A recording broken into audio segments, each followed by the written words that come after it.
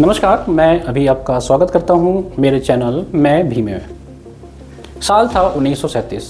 आज़ादी के 10 वर्ष पहले एक ऐसे व्यक्ति का जन्म होता है जो आज भारत के 150 करोड़ लोगों के दिलों में राज कर रहा है। जी हाँ, मैं बात कर रहा हूँ रतन जी टाटा का। इनके बारे में एक चीज़ जो कही जाती है वो एक है कि मैं सही निर्णय लेने में विश्वास नहीं करता, मैं निर्णय ले लेता हूँ और फिर उसे सही साबित कर देता हूँ। अपने निर्णयों के लिए जाने जाने वाले रतन जी टाटा के बारे में आज हम जानेंगे इस वीडियो में। And you've said before that I don't believe in taking right decisions. I take decisions, then I make them right. रतन जी जब 10 वर्ष के थे तभी इनके माता पिता का तलाक हो गया। इनका जो पालन पोषण है वो इनकी दादी ने किया। अपनी दादी से ये बहुत ही क्लोज थे। एक इंटरव्यू में ये बताते हैं, जब ये कार्नेल यूनिवर्सिटी में आर्किटेक्ट की पढ़ाई कर रहे थे तो उस दौरान इनको एक लड़की से प्यार होता है, लेकिन किस्मत को तो कुछ और मंजूर होता है। एक कॉल आती है और कहती है रतन भारत आ जाओ। वो कॉल इनकी दादी का होता है। रतन जी बिना कुछ सोचे समझे बोरिया बिस्तर उठाते हैं और तुरंत भारत आ जाते हैं। ये कॉल था उनकी दादी के सेहत को लेकर के। अपनी प्रेमिका से इस वादे के साथ कि हम लोग जल्द ही शादी करेंगे और दोबारा मिलेंगे, इस वादे के साथ ये भारत आ जाते हैं। लेकिन परिस्थितियों को और किस्मत को तो कुछ और ही मंजूर था। जैसे जैसे वक्त बीतता गया इनके ऊपर भी जिम्मेदारियां आती गई। साल 1991 ये वो साल था जब भारत वैश्वीकरण के दौर से गुजर रहा था। भारत के प्रधानमंत्री नरसिम्हा राव और फाइनेंस मिनिस्टर मनमोहन सिंह जी विश्व के बड़ी बड़ी मल्टीनेशनल कंपनियों को भारत में आमंत्रित कर रहे थे। ये वही दौर था जिस दौर में रतन जी टाटा ने टाटा ग्रुप के चेयरमैन का पदभार संभाला था। उस दौर में जब विश्व की बहुत सारी कंपनीज भारत में आ रही थी, टाटा ग्रुप को अपने आप को स्टेब्लिश रखना एक बहुत बड़ा चैलेंज था। लेकिन उस दौर में भी इन्होंने संयम से काम लिया और कंपनी की जो मुनाफा था उसको कई गुना बढ़ा दिया। कहते हैं कि ये अपने एम्प्लॉय से एक जनरल व्यक्ति की तरह बात करते थे।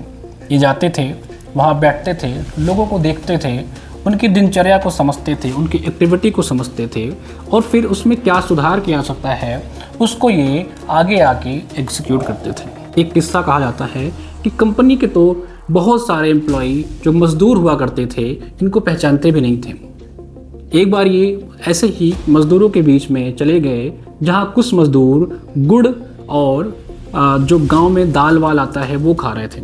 रतन जी ने उनसे मांगा और उसका स्वाद चखा। उसके बाद उन्होंने कंपनी के सभी एम्प्लॉय के लिए कम पैसे में भोजन की व्यवस्था कराई। इनका निजी जीवन भी बहुत उतार चढ़ाव भरा रहा। अपने जीवन में इन्हें 4 बार प्यार हुआ, लेकिन वक्त का ऐसा तकाजा था, जिम्मेदारियों का ऐसा तकाजा था कि कभी ये उस प्यार को मंजिल तक नहीं पहुंचा सके और शादी करते करते रह गए। किसी बिजनेस घराना हो या बॉलीवुड हो, किसी न किसी बड़े एक्टर्स के साथ इनका नाम जुड़ा।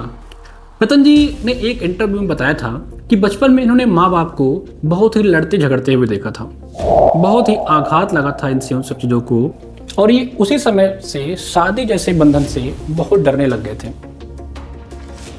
सिर्फ 10 साल की उम्र में इन्होंने अपने माँ बाप को अलग होते हुए देखा था। शायद कहीं ना कहीं एक कारण रहा होगा जिससे वो शादी करने से बच रहे थे। हालांकि ये उनका निजी जीवन और निजी फैसला था। ये बताते हैं कि एक बार ये जा रहे थे तो रास्ते में इन्होंने एक दंपत्ति को देखा जो स्कूटर पे बैठे हुए जा रहा था, भीगते हुए जा रहा था बारिश में। टाटा जी ने उसी वक्त सोचा कि मैं भारत के गरीब से गरीब व्यक्ति को भी 4 पहिए में बैठाऊंगा। जी हाँ, यहीं से शुरू होती है कहानी लखटकिया कार, जिसे आप नैनो कार के रूप में जानते हैं। नैनो कार जो मार्केट में 1 लाख के दाम में उतारी गई। हालांकि इसकी मार्केटिंग स्ट्रेटजीज की वजह से ये कार मार्केट में उतना सफल नहीं हो सकी। टाटा जी के बारे में कहा जाता है कि ये गरीब से गरीब व्यक्ति हो या अमीर से अमीर व्यक्ति हो, सबका ख्याल इन्होंने अपने जीवन में रखा है। टाटा का नमक हो, टाटा की चाय हो या टाटा की कार हो, हर व्यक्ति आज टाटा का कोई ना कोई प्रोडक्ट यूज़ कर रहा है। एक बार जब एक बड़े कॉन्फ्रेंस में टाटा जी लैंड रोवर और जगुआर के मालिक से मिलते हैं तो वहाँ इनकी खिल्ली उड़ाई जाती है कि ये हैं जो सबसे सस्ती कार लॉन्च की हैं। और एक समय ऐसा आता है जब लैंड रोवर और जगुआर ने खुद ऑफ़र किया कि टाटा उनकी कंपनी को खरीद ले, उनके डूबते हुए शेयर्स को बचाए। रतन जी ने जगुआर खरीद लिया और उनका ये फैसला बहुत ही सक्सेसफुल रहा। टीसीएस के बारे में तो हर व्यक्ति जानता है। आप जानते हैं रेलवेज़ के बाद टीसीएस लार्जेस्ट एम्प्लॉयमेंट जनरेट करने वाला संस्था है। टाटा जी के जाने का गम प्रत्येक भारतीय को होगा, मुझे भी है और मुझे आशा है कि आपको भी टाटा जी के जाने का उतना ही गम होगा। कमेंट में ज़रूर बताइएगा कि आप रतन टाटा को कैसे याद करते हैं। इस वीडियो में इतना ही, मिलते हैं किसी और वीडियो के साथ, तब तक नमस्कार।